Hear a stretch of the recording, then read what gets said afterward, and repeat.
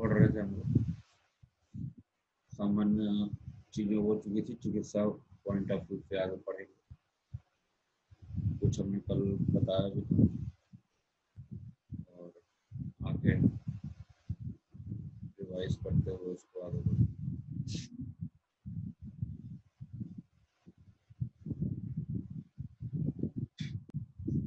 अभी हमने आपको बताया लास्ट वाले पेज से कि अगर शुगर में अतिसार भी हो जाए तो वहां पे गुड़ को नागर के साथ में, यानी सौंठ के साथ में, हरड़ के साथ में प्रयोग करना चाहिए। ये सभी चरक ने बताया हुआ है। सौंठ, मरीच, पिपली, सवर्चल, मधु मिलाकर पत्र के साथ पान करना चाहिए, ये भी हम लोग पढ़ चुके हैं। अगर शोथ में अतिसार भी हो रहा है तो, और अगर शोथ में विबंध हो जा रहा है तो वहां पे एरंड तेल का प्रयोग करने को बताया गया। उरूबक तैलम, उरूबक मतलब एरंड तेल का प्रयोग करने के लिए बताया है। अगर शोथ में विबंध भी हो जा रहा है, विबंध का मतलब कॉन्स्टिपेशन का हो जा रहा है, याद रखिएगा इस चीज को। आगे है योग गंडीराद्य रिष्ट। जो गंडीराद्य रिष्ट है तो शोथ चिकित्सा में, लेकिन ये भगंदर, अर्श, कृमि, कुष्ठ और प्रमेह नाशन के लिए भी चरक ने प्रयोग बताया हुआ है। ये गंडीराद्य रिष्ट, ये इंपॉर्टेंट है, याद रखिएगा शोथ चिकित्सा में। गंडीराद्य रिष्ट,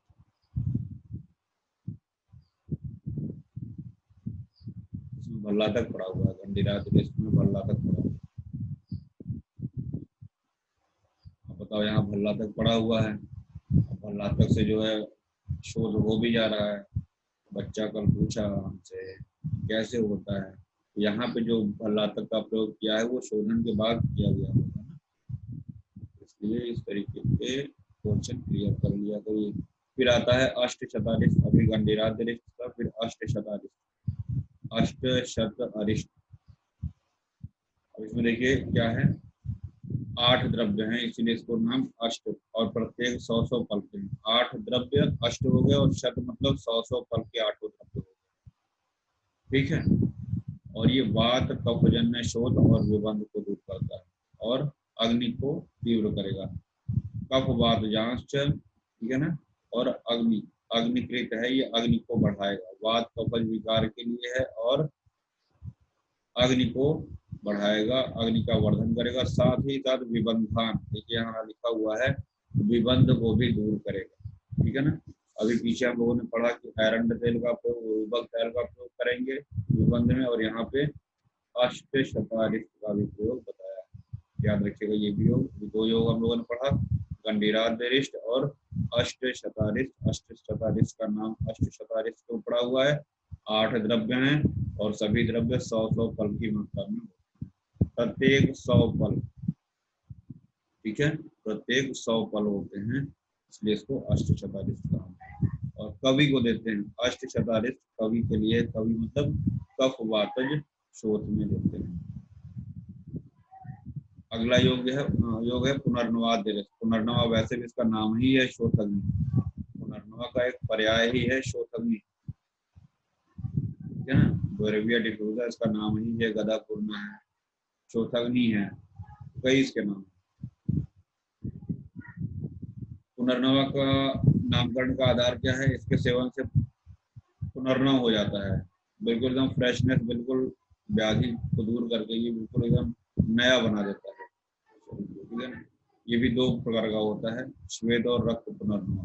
यहाँ पे देखिएगा दोनों पुनर्नवा का प्रयोग किया है। चलो, पुनर्नवे द्वय, यहाँ पे पुनर्नवे द्वय आया है, यानी कि श्वेत और रक्त दोनों पुनर्नवा का यहाँ पे प्रयोग किया गया है।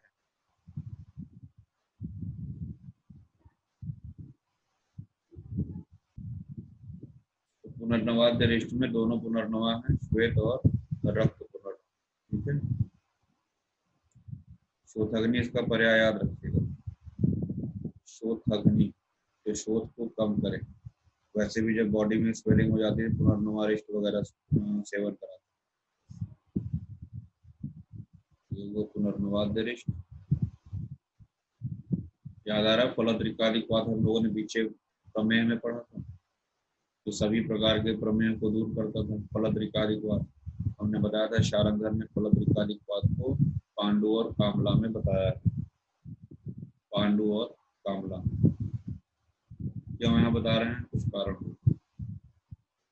फलत्रिकाद्यरिष्ट यानी फलत्रिकादि क्वाथ जो है वो आपका प्रमेय में है, और त्रिफलाद्यरिष्ट फलत्रिकाद्यरिष्ट भी बोलेंगे क्योंकि पहला एक वर्ड इन्होंने फलत्रिक कहा है, चाहे त्रिफलाद्यरिष्ट कहिए चाहे फलत्रिकाद्यरिष्ट कहिए, बात एक ही हुआ। देखिए नीचे लिखा हुआ है फलत्रिकाद्यरिष्ट या त्रिफलाद्यरिष्ट। फलत्रिक में त्रिफला ही होता है, फलत्रिक का भी मतलब त्रिफला का पर्याय ही है, तीनों फल, हर एक की, विविक्ति और आम्ल। ठीक है, तो फलत्रिक या त्रिफलाद्रि अरिष्ट जो है शोथ में है, और क्वाथ जो है वो प्रमेय में है। सारंगधर में फलत्रिकादि क्वाथ को पांडु और कामला में है। कंटेंट उस पर जरूर याद कर लीजिएगा, वहां भी हमने आपको ट्रिक बताया है प्रमेय जब पढ़ा रहा है। यहाँ देखिए कुछ चीजें लिखी हुई हैं ऊपर, अभी बताते हैं फिलहाल, एक सेकेंड।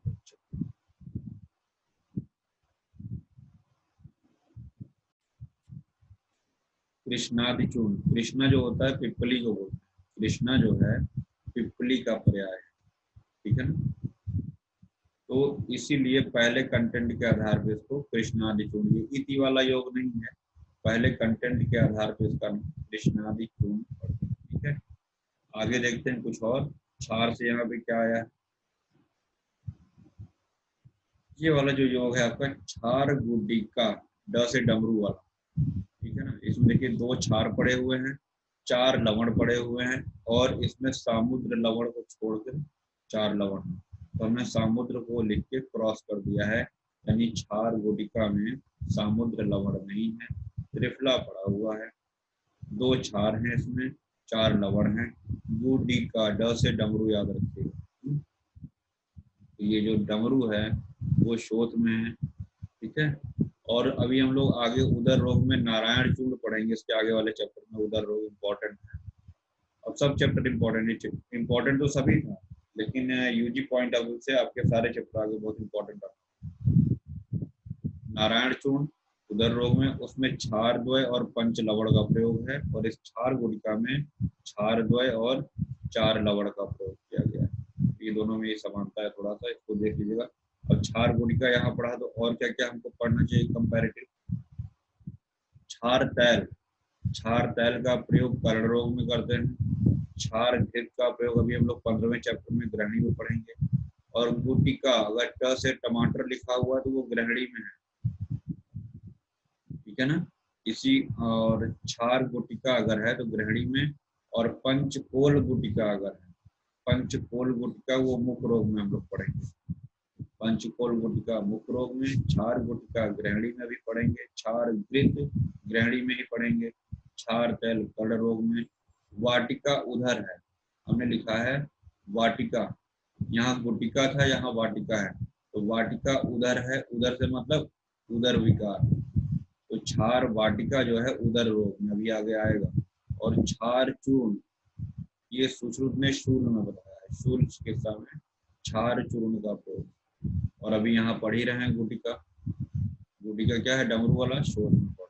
ये सारे के सारे जितने हमने आपको यहाँ कंपैरेटिव बताए हैं ये जरूर याद करिएगा। तैल कर्ण रोग में घृत ग्रहणी में, टमाटर वाला गुटिका जो है ग्रहणी में है, वाटिका उधर है, उधर से मतलब उदर रोग, चूर्ण जो है शूल में है, और गुटिका जो है शोथ में है, पंचकोल गुटिका मुख रोग।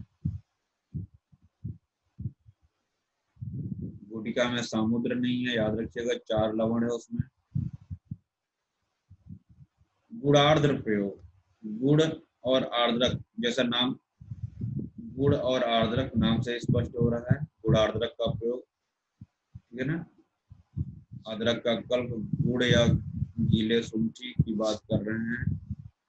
प्रथम दिन सेवन करें और प्रतिदिन आधे आधे पल को बढ़ा रहे हैं। 10 दिन में 5 पल की मात्रा सेवन करें, पुनः 11वें दिन से लेकर 30वें दिन तक 5-5 पल की मात्रा प्रतिदिन सेवन करें। इस प्रकार 1 माह तक इसका सेवन करना। जैसे हम लोग कल्प का प्रयोग कर रहे थे, नागबला कल्प वगैरह बढ़ा रहे थे, फिर है ना, उसी तरीके से गुड़ार्द्रक का प्रयोग यहाँ बताया गया है, और 1 महीने तक ये प्रयोग करते हैं गुड़ार्द्रक का।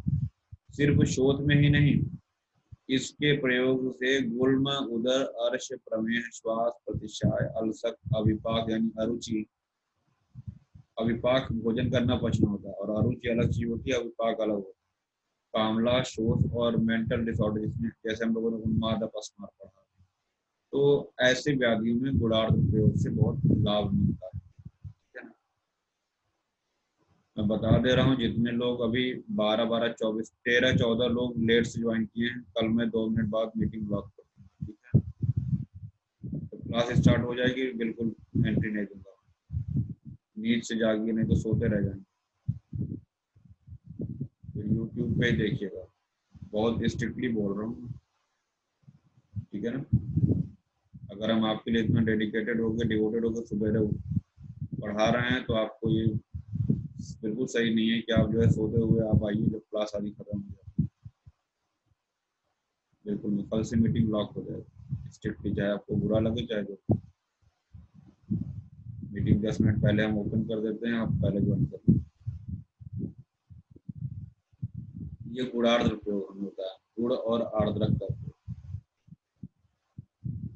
यहाँ गुणोदन लिखा हुआ है, वातज स्वरभेद। स्वरभेद अभी हम लोगों ने राजक्षमा में भी पढ़ा था, है ना? फिर हमने बताया था कि आगे भी अभी पढ़ेंगे। तो वातज स्वरभेद में गुणोदन का प्रयोग, ठीक है ना? और गुड़ औदक, यानी उदक मतलब जल, गुड़ और उदक का प्रयोग तृष्णा में बताया गया, तृष्णा चिकित्सा। ये गुणार्द्रक याद रखिएगा, है ना? गुणार्द्रक याद रखना आपको इम्पोर्टेंट है। और जितनी व्याधियां हैं नीचे,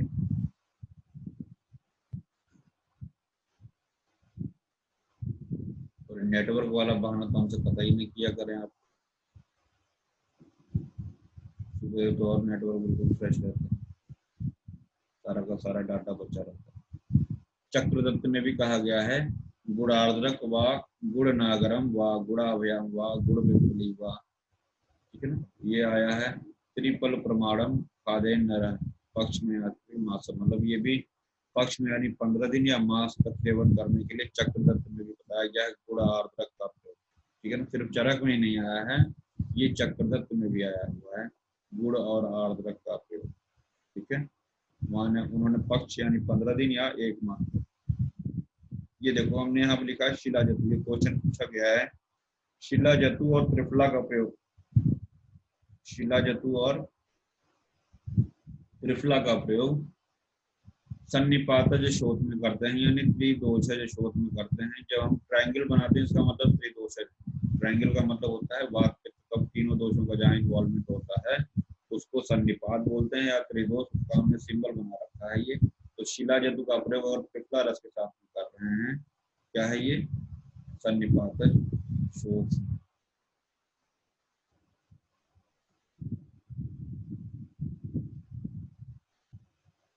तो ये हमने आपको बताया, शिला जतु और त्रिफला रस का प्रयोग सन्निपातज शोध में करना है आपको।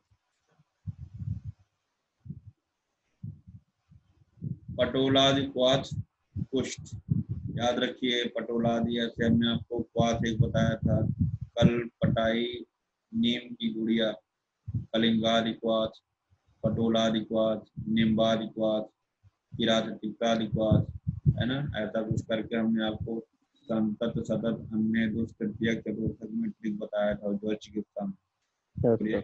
और पटोलादि क्वाथ कुष्ठ में भी है। ठीक है ना? क्यों इतना बता रहे हैं, आगे भी आ रहा हो इसलिए बता रहे हैं।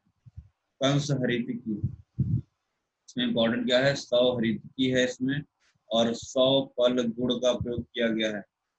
जब हम ये बताते हैं कि इसमें इतना ये पड़ा हुआ है, इतना ये पड़ा हुआ है, यानी कि वो पॉइंट इंपॉर्टेंट होता है तभी बताते हैं। बहुत से योग हम ऐसे फास्ट निकल जाते हैं खाली नाम बोल के, यानी कि जहाँ रुक रहे हैं वो योग इंपॉर्टेंट। द्विपंचमूल यहाँ पड़ा हुआ है, दोनों पंचमूल, ब्रह्म रसायन में भी था पंच पंचमूल, यहाँ पे दोनों पंचमूल हैं।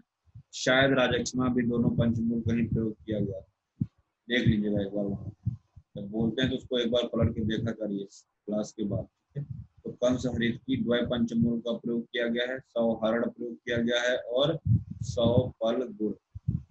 इसीलिए ये सब कंस हरित वगैरह का प्रयोग जो होता है ना, डायबिटिक पेशेंट में बहुत सोच समझ के करना चाहिए, क्योंकि इसमें गुड़ पड़ा हुआ है ना? तो शुगर के पेशेंट में ये सब चीजें बहुत सोच समझ के प्रयोग करना चाहिए। चित्र खरीद के अवलेह वगैरह देख के प्रयोग करना चाहिए, उसमें जो है डायबिटीज तो नहीं है, डायबिटिक पेशेंट तो नहीं है। और इसमें क्या है कि आपने बना तो लिया औषधि, इस प्रकार सिद्ध एक हरड़ को खाकर, एक बार में एक हरड़ को खाकर एक शुक्ति अवलेह को चाटने से बढ़ा हुआ, यानी एक हरड़ को सेवन करेंगे और साथ ही साथ एक शुक्ति प्रमाण में, तो अवलेह का जो प्रमाण है, सेवन की मात्रा है, एक शुक्ति है, याद रखिएगा। और एक शुक्ति में यहाँ पे 4 तोला लिखा गया है, तो इसका जो मात्रा है वो इम्पोर्टेंट है, एक शुक्ति। एक हरड़ को खाकर एक शुक्ति प्रमाण में अवलेह को चाटना, इसका प्रमाण जरूर याद रखिएगा, मात्रा याद रखिएगा। आगे बढ़ते हैं। मैंने अभी बताया था कि चक्रपाणि ने इसी हरितकी को 10 मूल हरित कंस हरितकी और 10 मूल हरितकी को एक ही बताया है, चक्रपाणि के अनुसार एक ही है।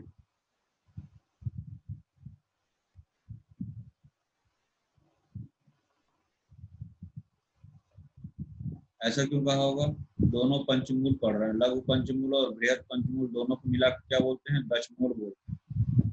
लघु पंचमूल और बृहद पंचमूल दोनों को एक साथ दशमूल बोलते हैं। अभी हमने पीछे जब स्टार्ट किया था बताया था कि चरक ने चौथर महाकषाय में लघु पंचमूल और बृहद पंचमूल के द्रव्यों को मिला के 10 द्रव्यों को मिला के चौथर महाकषाय बनाया। तो इसीलिए कंस हरितकी को, क्योंकि दोनों पंचमूल इसमें पड़े हुए हैं, जिसका नाम है क्या? चक्रपाणि ने दे दिया दशमूल हरितकी। याद रखिए कंस और दशमूल दोनों एक ही जैसे। याद कैसे रहेगा? दशानन, रावण, कंस सब एक जैसे हैं, पापी टाइप के, तो याद रखिएगा। औषधि नहीं, औषधि बहुत अच्छी है याद करने के लिए। दशमूल हरितकी और कंस हरितकी दोनों सेम ही है, चक्रपाणि ने बताया है, तो दशमूल हरितकी, ठीक है। तो कंस हरितकी और दशमूल हरितकी। फिर इसके बाद आता है पटोल मूलाधिक्वात। अभी हमने आपको बताया पटोलाधिक्वात पुष्ट में है, और एक हमने आपको ज्वर वाला भी एग्जाम्पल बताया। यहाँ पटोल मूलाधिक्वात है ना, पटोल मूलाधिक्वात किसमें आया? आपका शोध में आया है। अभी आगे हम लोग पढ़ेंगे पटोल मूलाधिचूर्ण उदर रोग। चित्राधिकृत, याद रखिएगा चित्रादि है, लेकिन अगर उसको सही से पढ़ेंगे चित्रक है, चित्रकाधिकृत, उसको सही कर लीजिएगा, चित्रकाधिकृत बुक में सही कर लीजिएगा, चित्रकाधिकृत।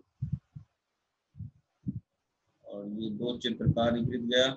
जीवंत्याधिकृत हम लोगों ने कहाँ पढ़ा हुआ है? राजक्षमा में। जीवनीकृत हमने बताया था, आपको बादरक में पढ़ेंगे, उसका भी प्रमाण एक कर्ष मात्रा में प्रयोग करते हैं जीवनीकृत का, और वहां आया है बंध्या सूत्र प्रदम। बंध्या सूत्र प्रदम, पीछे भी कुछ हमने योग आपको बताया, बंध्या सूत्र प्रदम क्या है, बंध्या के लिए कहाँ प्रयोग बताया है, वो सब देख लीजिएगा। एक मूढ़वाद अनुलोमन बताया था, एक पुत्रदा बताया था, पुत्र को देने वाला, ये सब योग जहां जहां आया है, ये आपका दायित्व बनता है कि आप इसको मार्क करें और याद करें। फिर आता है चित्रक घृत, ये इंपॉर्टेंट योग है चित्रक घृत। आपको बता दें चित्रकादिवटी जो होता है, ये ग्रहणी विकार में प्रयोग करेंगे, अभी आगे आएगा। चित्रकादिवटी, इसी को पंच पचूनी वटी कहा जाता है। चित्रकादिवटी का किसी आचार्य ने नाम पंच पचूनी वटी, जैसे हाजमोला होता है वैसे उसके टैबलेट को मुंह में रख के चूसने के लिए पेशेंट को कहा जाता है चित्रकादिवटी, दीपन पाचन कर्म करता है। चित्रकादिवटी जो है ग्रहणी में है, चित्रक घृत जो है वो शोथ में। जीवंत्यादि यवागु है, घृत जो है हमने पीछे बताया, देखिए ऊपर आया था ना, जीवंत्यादि घृत राजक्षमा में है, जीवनी घृत वादरक में है, और यहाँ पे क्या है? जीवंत्यादि यवागु है। यवागु जो है शोथ में है, और घृत जो है राजक्षमा में है, और इसमें यवक्षार पड़ा, ठीक है, यवक्षार। तो जीवंत्यादि यवागु कहाँ है? शोथ में।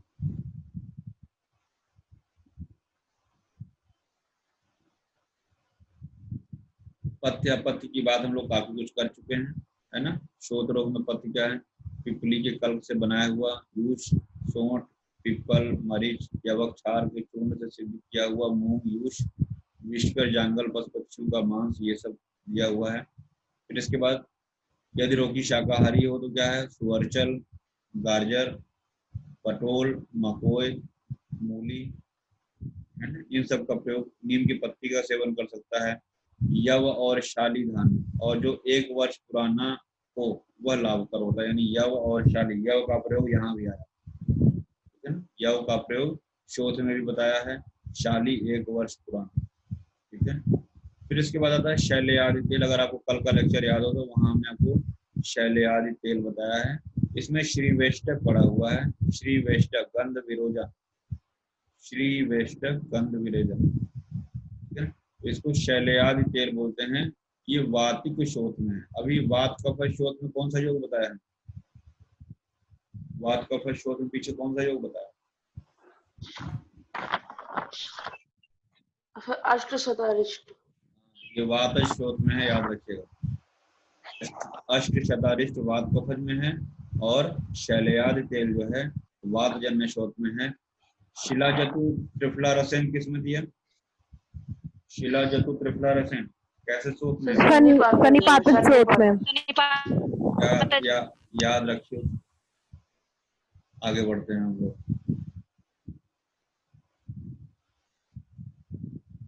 अभी जो कंसा रीति हम लोगों ने पढ़ा है उसका योग रत्नाकर में उन्होंने कहा है कि अम्ल पित्त भी हो और साथ साथ विबंध भी हो जाए, तो वहां पे कंसा रीति का प्रयोग योग रत्नाकर में है, वही यहाँ पे हमने नोट किया।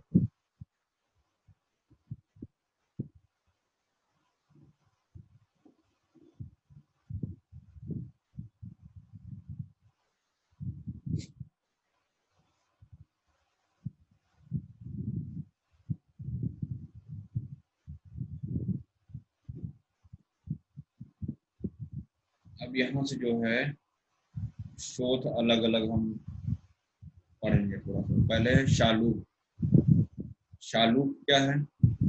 सुश्रुत ने इसमें बताया कि कफ दोष से होता है। किससे होता है? कफ दोष से। थोड़ा सा यहाँ से पैटर्न अब चैप्टर का चेंज हो रहा है, ठीक है ना। अभी तक जितना हमने बताया था वो इम्पोर्टेंट तो था ही, अब आगे वाला जो है ये ऑब्जेक्टिव पॉइंट ऑफ व्यू थोड़ा इम्पोर्टेंट, ठीक है ना, इसलिए ध्यान से पढ़िएगा। जो लॉन्ग क्वेश्चन जो आता है एग्जाम में वो वाला पार्ट आपने पढ़ लिया।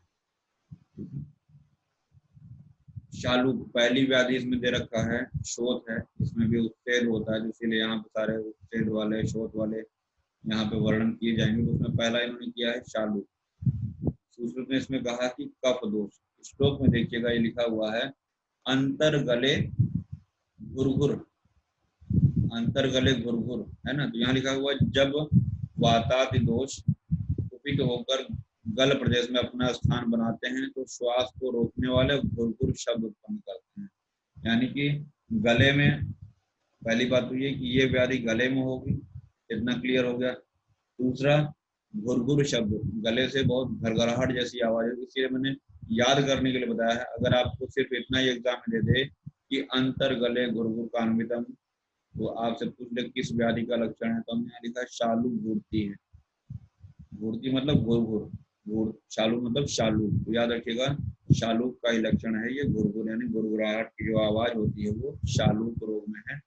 और उच्छ्वास निरोध, श्वास लेने में भी दिक्कत होगी, कहीं न कहीं गले में क्या होगा, कहीं ना कहीं ऑब्स्ट्रक्शन होगा, सांस लेने में दिक्कत होगी और घुरघुर की आवाज होगी, ये हुआ शालू। सुश्रुत ने इसमें क्या बताया? कफ की वजह से। सुश्रुत ने इसमें बताया कि कफ की वजह से होता है। ये ट्रिक याद रखिएगा, शालू घूर्ती है और उच्छ्वास निरोध, ठीक, इससे आपका शालू हो गया। सुश्रुत में देखिए इसके लिए क्या आया है, कोलास्थ्य मात्र कफ संभोग। कोलास्थ्य मात्र, इसका प्रमाण कितना बड़ा होगा? ये कोलास्थ्य के बराबर। कोल क्या होता है? कोल क्या होता है? द्रव्य गुण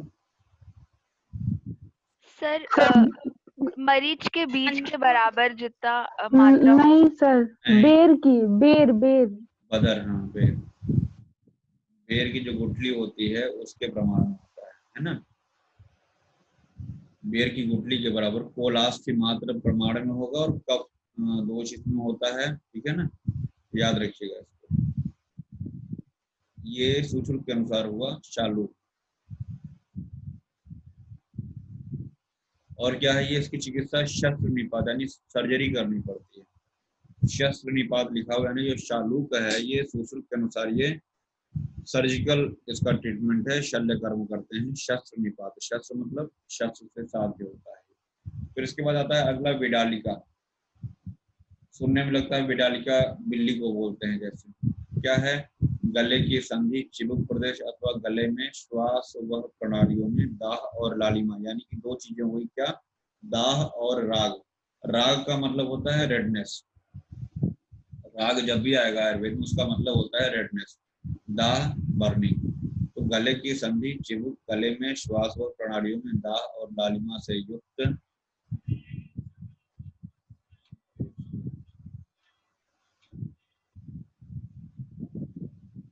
गले की संधि, चिबुक प्रदेश अथवा गले में और श्वास व प्रणालियों में दाह और लालिमा से युक्त एक भयंकर शोथ होता है, यानी ये भी गले में ही हो रहा है। वेदना बहुत प्रबल होती है। शोथ का नाम विडालिका है। यदि यही शोथ गले में चारों तरफ वलयाकार यानी रिंग शेप में हो जाए तो रोगी को मार डालता है। विडालिका स्याद या गले च वलयी कृता सा। क्या करता है ये? अगर वलय के रूप में अगर हो जाता है तो उससे मृत्यु भी हो सकती है। और उसका सिर्फ कितना याद रखिए? चिबुक, संधि, गल प्रदेश, दाह और राग। तो इसमें सबसे इंपॉर्टेंट है दाह और राग। ठीक है, याद रखिएगा। वलयीकृत हो जाएगा। वलय मतलब रिंग, वलय का मतलब रिंग हो जाएगा। अगर रिंग भी बन जाएगा वहां पे तो वो असाध्य हो जाएगा, रोगी को मार डालता है।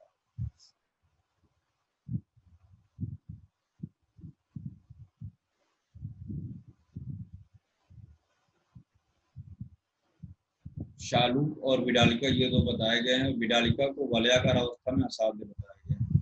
सुश्रुत में गले के भीतरी भाग में होने वाले शोथ के लक्षण के आधार पर 17 वो 14 काट दीजिएगा, 17, काश्यप ने 18,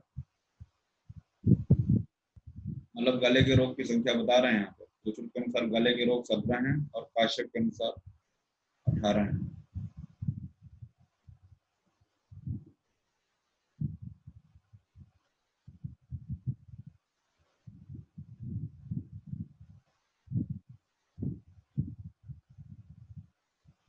सुश्रुत में विडालिका को विदारी नाम से एक्सप्लेन किया गया है। सुश्रुत में विडालिका को विदारी नाम से, याद रखिएगा। विदारी का ये श्लोक बहुत इंपॉर्टेंट है। विदारी पार्श्वे विशेषाद सतुयेन क्षेत्र। ठीक है ना, ये बहुत इंपॉर्टेंट है, याद रखिएगा ये वाला श्लोक। विदारी पार्श्वे विशेषाद सतुयेन क्षेत्र, यही पूछा गया है। और यहाँ हमने छोटा सा पी लिखा हुआ है, यानी विदारी में पित्त दोष होता है। विदारी में दोष क्या होता है? पित्त दोष होता है, याद रखिएगा। विडालिका की जगह पे सुश्रुत ने विदारी का वर्णन किया है और इसमें क्या है? पित्त दोष होता है।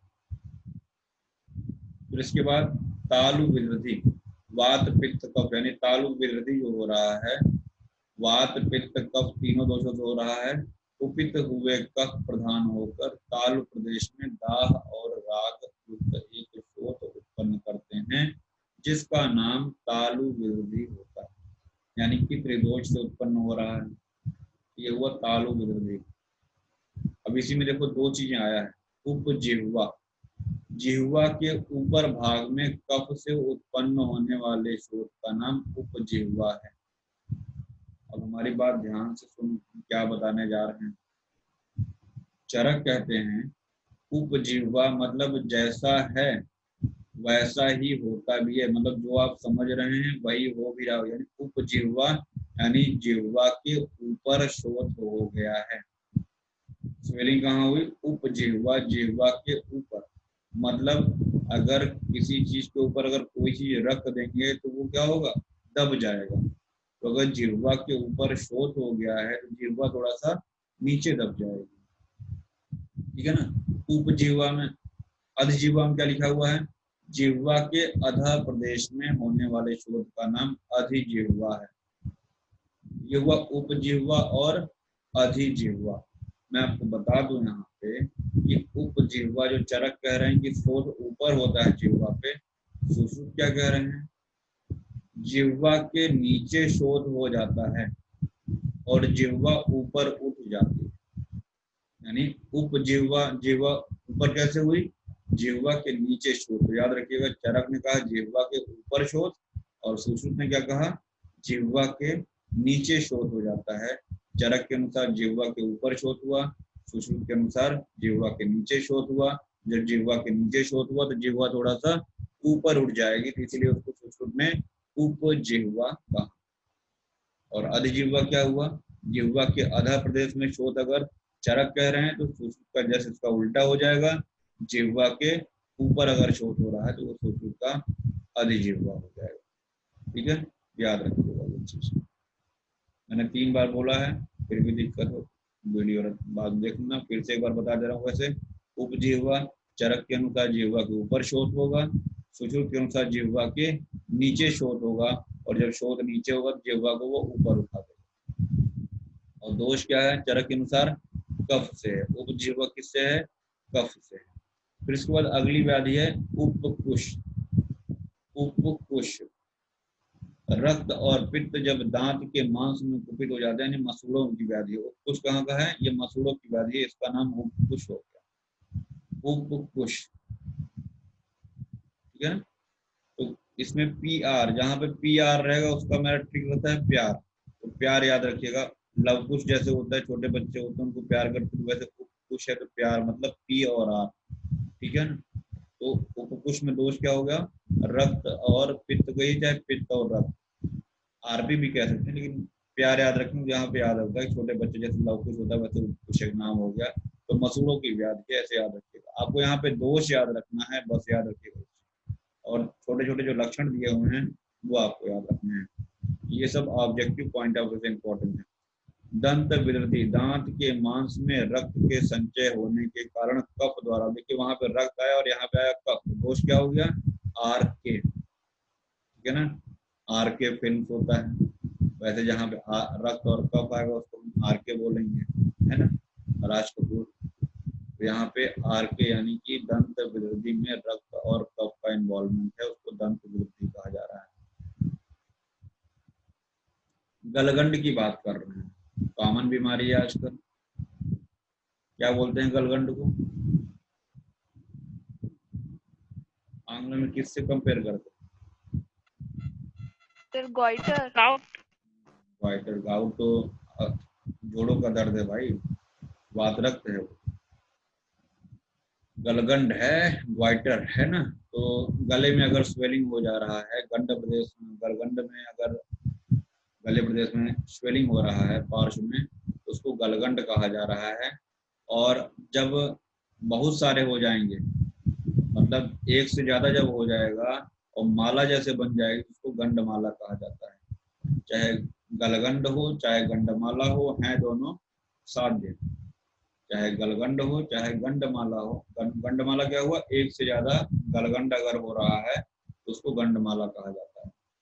गलस्व पार्श्वे गलगंड एकः, गले के पार्श्व में अगर कोई शोथ हो रहा है और एक है तो वो क्या है, गलगंड है। स्याद गंडमाला बहुभिस्तु गंड है, और अगर एक से ज्यादा है, बहुत से हैं, तो उसको गंडमाला कहते हैं। ये साध्य होते हैं, गलगंड हो चाहे गंडमाला हो, दोनों साध्य होते हैं, परंतु अगर पीनस पार्श्वशूल कास्वर वमन उपद्रव स्वरूप हो तब ये दोनों असाध्य हो जाते हैं। ठीक है, याद रखिएगा, साध्य और असाध्य। गलगंड और गंडमाला कब बोलते हैं ये आपको पता होना चाहिए। एक है तो गलगंड, दो हैं मतलब एक से ज्यादा है तो वो गंडमाला हो गया, दोनों साध्य हैं। लेकिन अगर ये उपद्रव अगर साथ में हो जाते हैं, पीनस पार्श्व कास द्वार छर्दी, है ना, तो ये सभी क्या हो जाते हैं, असाध्य हो जाते हैं। ये तो चरक की बात हुई। सुश्रुत ने गलगंड जो होता है कफ और वात की वजह से बताया। सुश्रुत के अनुसार दोष क्या हुआ इसमें, कफ और वात। चरक में तो ऐसा कुछ दोष अभी यहाँ तो मुझे दिखा नहीं, तो अगर दोष अगर पूछा जाता है तो सुश्रुत का ही लगाएंगे, कफ और वात, यानी कवि को गलगंड। वाइडर किसको हुआ, कवि को हुआ, याद रखिएगा, कवि को। क से कफ, वी से वात, तो कवि। विमर्श इसका इंपॉर्टेंट है, ध्यान से देखना, विमर्श बहुत इंपॉर्टेंट है इसका। गलगंड के लक्षण का भोज ने स्पष्ट प्रतिपादन किया है। महांतम शोकम अल्पम व हनुमन्या गलाश्रयम लंबवंतम मुष्कवद दृष्टा गलगंडम। मुष्क होता है, टेस्टिस रीजन को बोलते हैं मुष्क, उस तरीके से लटकता हुआ अगर कोई गले में शोथ है तो उसको गलगंड कहा भोज ने। ठीक है ना, मुष्कवद अवलंबते गले, मुष्क के समान गले में कोई शोथ अगर लटक रहा है तो उसको गलगंड कहा जाता है। तो सिर्फ इतना ही।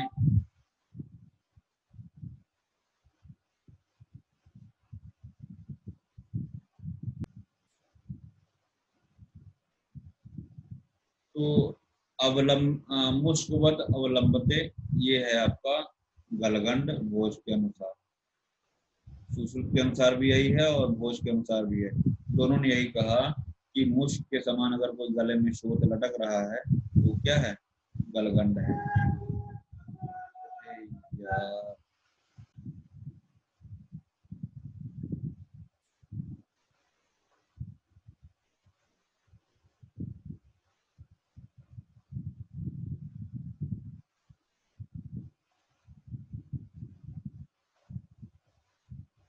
ये हुआ गलगंड की बात। वात कफज व्याधि भी हमने आपको बताया कि गलगंड सुश्रुत के अनुसार कभी को होता है। वात कफज चैव गले प्रबुद्धो मन्य तो संस्कृत तैव मेद कुर्वन्ति गंडम क्रमशः स्वलिंग समन्वितम तम गलगंडम। फिर इसके बाद गंडमाला का लक्षण कुछ क्या बताते हैं, करकंद कोल आम्लक प्रमुख, बहुत इंपॉर्टेंट है। गंडमाला जो चरक में कहा कि अगर एक से ज्यादा होगा तो गंडमाला कहते हैं, उसी का ये लक्षण सुश्रुत में बताया है, करकंद कोल आम्लक प्रमाण। और यही पूछता है कि किसका लक्षण है, ये क्या है, किसके बारे में, तो गंडमाला के बारे में। करकंद कोल आम्लक प्रमाण बहुत इंपॉर्टेंट है, याद रखिएगा। करकंद कोल आम्लक प्रमाण इंपॉर्टेंट है गंडमाला के लिए, और ये मुष्कवद अवलंबते गले ये आपका गलगंड के लिए ये इम्पोर्टेंट है। और दोष इम्पोर्टेंट है, बस इतना याद। साध्यता साध्यता की बात करते हैं। गलगंड की असाध्यता का लक्षण सुश्रुत में चरक से भिन्न रूप में बताया है। हम आपको इसको ना सुश्रुत से एक बार पढ़ाएंगे, लेक्चर खत्म हो जा रहा है तो हम इसको वहां से बता देंगे। सर बताइए सर एक सर ये डिजीज होता है सर मम्स, जिसको सर गलसुआ कहते हैं नॉर्मली सर। आ रहा है बेटा, आ रहा है, बस यही है। सर ये आ रहा है, नीचे आ रहा है। अगर लेक्चर खत्म होते होते अगर आपको जवाब नहीं मिले तो बताइए, ठीक है। आ रहा है, यही नीचे ही है। आगे बढ़े। Yes sir. हाँ, इसके बाद एक यहाँ पे हमने लिखा है मेदोज गलगंड के बारे में। गलगंड की बात कर रहे थे। प्रलंबवते अलाबुवत अल्पमूलो, प्रलंबते अलाबुवत अल्पमूलो, ये मेदोज गलगंड, जो गलगंड के भेद बताए हैं सुश्रुत में, उसी में मेदोज गलगंड है। तो मेदोज गलगंड का श्लोक ये है, प्रलंबते अलाबुवत। अलाबु किसको बोलते हैं, तरोई लौकी को बोलते हैं। अगर उसके समान अगर कोई शोध अगर है तो वो मेदोज गलगंड के लिए बताया है। और मुष्कवत अवलंबते वो गलगंड का लक्षण बताया गया है। तो मुष्क और अलाबू दोनों याद रखिएगा। अगर अलाबू है तो मेदोज गलगंड का है, मुष्क है तो वो गलगंड। अब इन सभी का शिरा शोध है, जितना भी बताया गया उसकी चिकित्सा क्या करेंगे। सभी शोध रोगों में शिराभेद करेंगे, विरेचन करेंगे, शिरो विरेचन करेंगे, है ना। धूमपान, पुराने घृत का पान, याद रखिएगा। पुराना से सर पे अभी पीछे हमने उन्माद अपस्मार में पढ़ाया था, वो कितना याद है मुझे नहीं पता। साथ ही साथ कवल ग्रह धारण करना हितकर बताया है, ठीक है ना। लंघन, प्रघर्षण, है ना, और कवल ग्रह, कवल और गंडूश, मुख्य संचारित या मात्रा सा कवल स्मृत, जो घुमा सकते हैं उसको क्या बोलते हैं, कवल बोलते हैं। और जो नहीं घुमा सकते हैं उसको गंडूश बोलते हैं। सही बोल रहे हैं, गलत बोल रहे हैं? No sir. सही करो। सर कवल वो कवल होता है मतलब जिसको धारण कर लेते हैं, और गंडूश को घुमा सकते हैं सर। सर गलत है, कवल को घुमा सकते हैं, गंडूश को नहीं घुमा सकते। मुख्य संचारित या मतलब संचार मतलब जिसका संचरण कर सकते हैं वो कवल हुआ। और गंडूश में धारण करना। तो श्लोक याद करिए तो कभी कंफ्यूज ही नहीं होंगे। जब श्लोक बोल दिए तो गलत हो ही नहीं सकता है। मुख्य संचारित या मात्रा कवल ऐसे कुछ करके है वहां पे, तो संचरण जिसका हो सके वो कवल है। फिर ग्रंथि का बात कर रहे हैं। ग्रंथि, ग्रंथि हम आपको कल सुश्रुत को भी स्कैन करके वहां पे रखेंगे तो दोनों साथ में कंपैरेटिव बताएंगे, है ना। तो ग्रंथि कल हम आपको इसको पढ़ाएंगे, अगले लेक्चर के लिए छोड़ रहे हैं। सुश्रुत की भी ग्रंथि हम बताएंगे। अभी कुछ सुधार हो सकता है। ग्रंथि का उपद्रव हो गया, अर्बुद भी है, ग्रंथि रोग की साध्यता सकता है, ये वहीं से बताएंगे, दोनों कंपैरेटिव पढ़ाएंगे। एलर्जी, एलर्जी देख लीजिएगा, क्वेश्चन आया हो ताम्रा सचूला पीड़िका में। आपको बता दूं एलर्जी जो है आप और जगह भी पढ़ेंगे, ठीक है।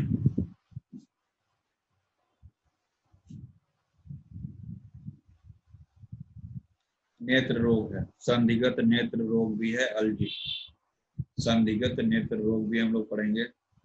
और यहाँ पे क्या है, ताम्रा सशूला पीड़िका, ताम्र वर्ण की शूल युक्त जो पीड़िका होती है उसको एलर्जी कहा गया है, ठीक है ना। और एक लिखा हुआ है अस्त्र दूषी, अस्त्र किसको बोलते हैं, रक्त को कहा जाता है, अस्त्र का मतलब रक्त को कहा जाता है। देखिए क्या लिखा है, इसे मांस अस्त्र दूषी चर्म रोग कहा जाता है। इसमें मांस और अस्त्र यानी रक्त दोनों दूषित हो जाते हैं।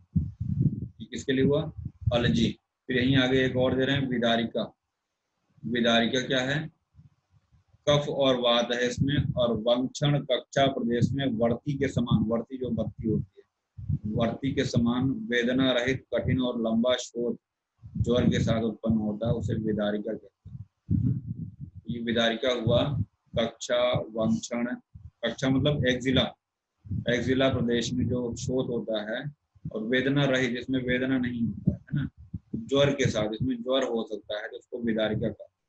यहाँ ऊपर लिखा हुआ कवि बोले चलो कक्षा वक्षा में विचार करें, कवि से मतलब कफवात है ना, कफवात है, कक्षा अभी आगे आ रहा है, विदारिका विचार से विदारिका अभी पीछे हम लोग पढ़, ये वही विदारिका जो हम लोग पढ़ रहे हैं, कफवात, ये सभी का दोष है, कफवात दोष है सब, तो ट्रिक है याद करने का।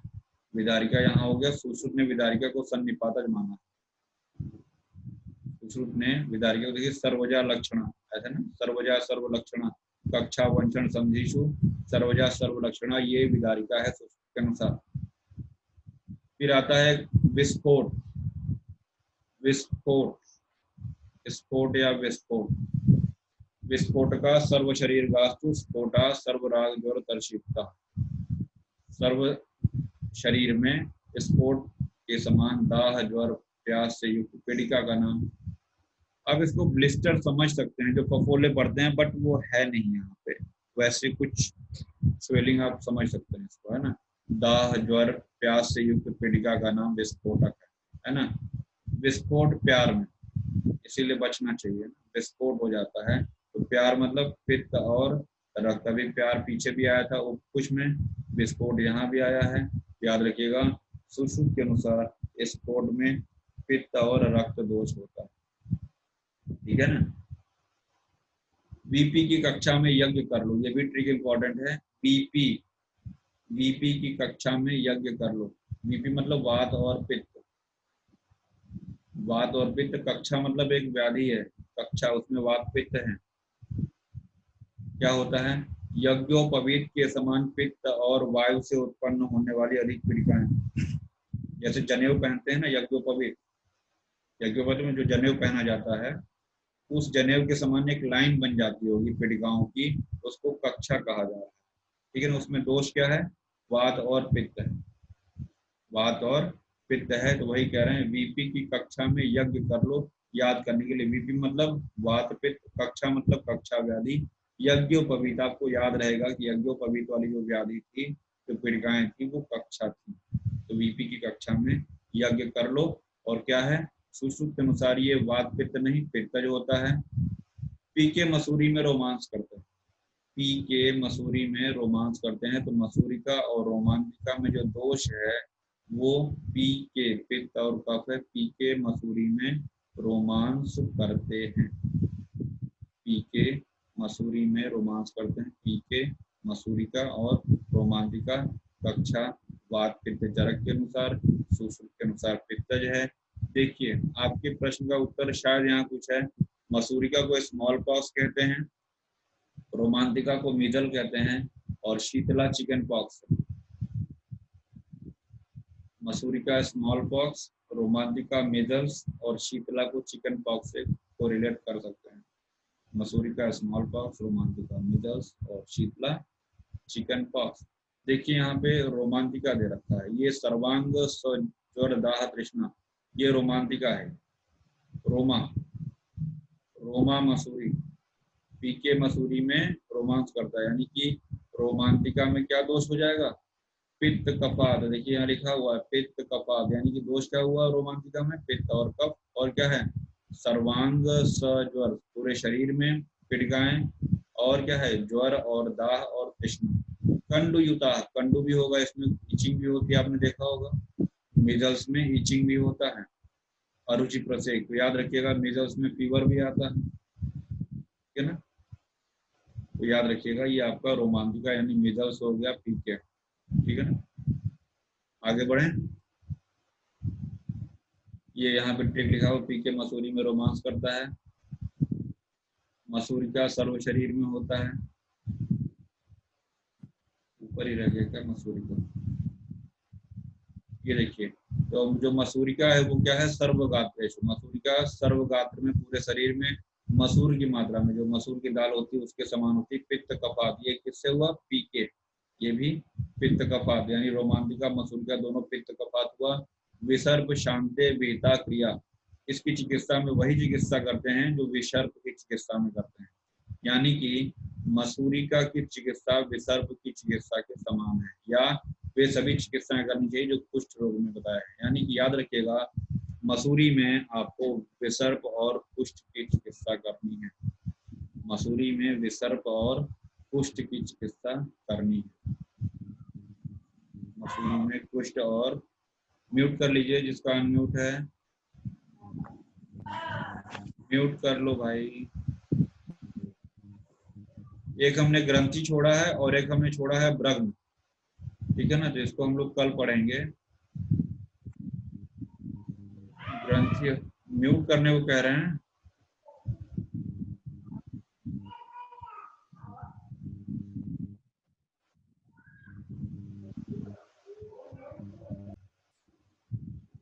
ग्रंथि बचा हुआ है, भगंदर बचा हुआ है, जालगर्दभ बचा है, श्लीपत फाइलेरिया बचा हुआ है। थोड़ा सा इसको फुसफुस से कंपेयर करके नेक्स्ट लेक्चर में इसको फिनिश करेंगे, ठीक है। फिर इसके बाद उदर रोग हम लोग पढ़ेंगे। तो कल अभी शो थी, थर्ड पार्ट चलेगा, इसके बाद हम लोग पढ़ेंगे आपको उदर रोग। आगे की सारी डिजीज बहुत इंपॉर्टेंट है, लापरवाही बिल्कुल नहीं होनी चाहिए।